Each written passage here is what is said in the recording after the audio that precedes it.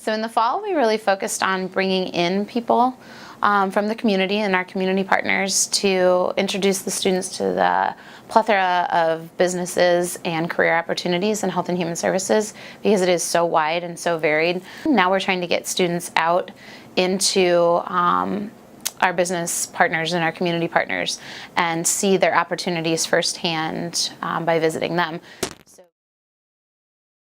So some of the different courses do their own PBLs that really hit on topics within health and human services, but this year we tried to do an entire academy PBL that was the Student Hunger Drive, where a small group of students actually owned the planning and the implementation of that, but then they encouraged teachers in health and human services and other students throughout the entire building to participate in some way, shape, or form. I was a student ambassador for the Hunger Drive. At the beginning, before that, I thought, you know, it's going to be collecting a few cans and you'd be called a day, but afterwards I couldn't believe how much stress was put into it, and but good stress at the same time, but how much work I had put into the whole drive itself. So our Student Hunger Drive last year had 6 local high schools. Some were non-traditional, some were traditional, some were private, some were public, and they all came together for a 6-week drive. And during that 6-week drive, we raised food for the Food Bank of Northern Indiana community, but we're also there to help develop student leaders and servant leaders within our schools. And so our goal is that through this friendly competition, while they're running little nonprofits in their school, that one day they'll take that out into their professional life and not only use it in business, but again, also in their personal lives. So the big challenge with Academy Day was we knew that we wanted to bring our community partners into the building because it was the easiest way for the students to have access to them. But health and human services encompasses so many different careers, and networking, getting all of them here at the exact same time, it was a logistical nightmare, to be honest.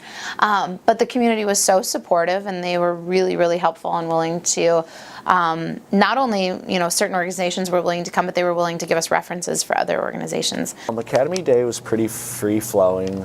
They would just discuss the job, and it was pretty much like a job fair.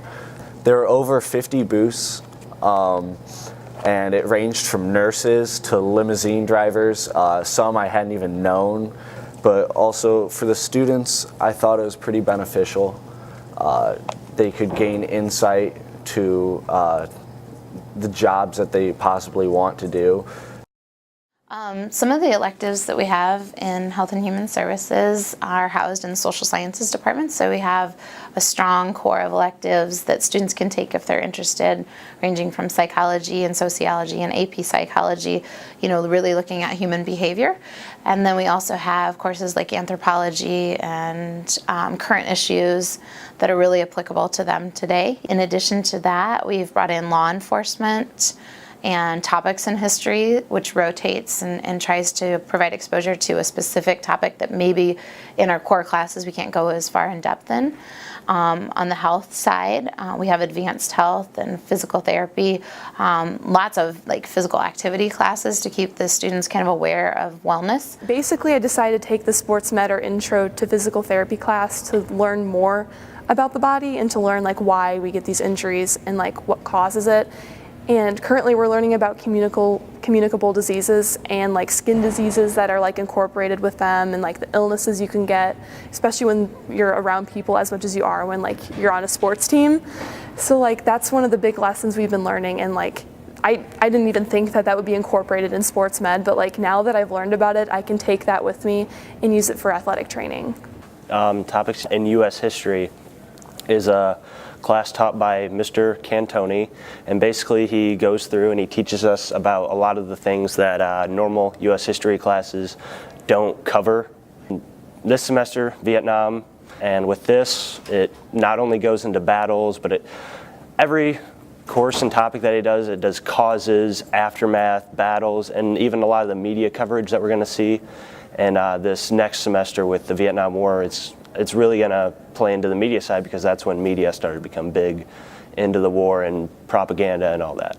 This class is Principles of Biomedical Science. Well, right now we're dissecting hearts, so that's always a plus, and that's pretty fun.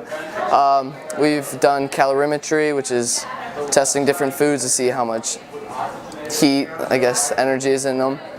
So when we did this whole crime scene investigation, actually it takes place through the whole year about this lady named Anna Garcia, and you have to find out how she died, and so you learn about different diseases, and then you have to write summaries of what you think happened and how it happened, and then you're given a family history, and then you have to figure out what happened to her.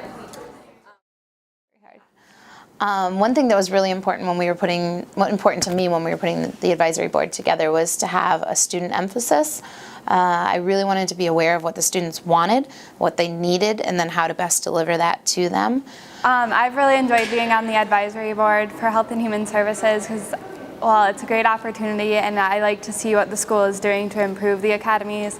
I think it helps to have a student perspective because, like, I hear what kids are saying about the academies and how they feel, where teachers and other adults on the advisory board don't see that every day. So I can give, like, people's opinions and what we think and what we would want from the academies.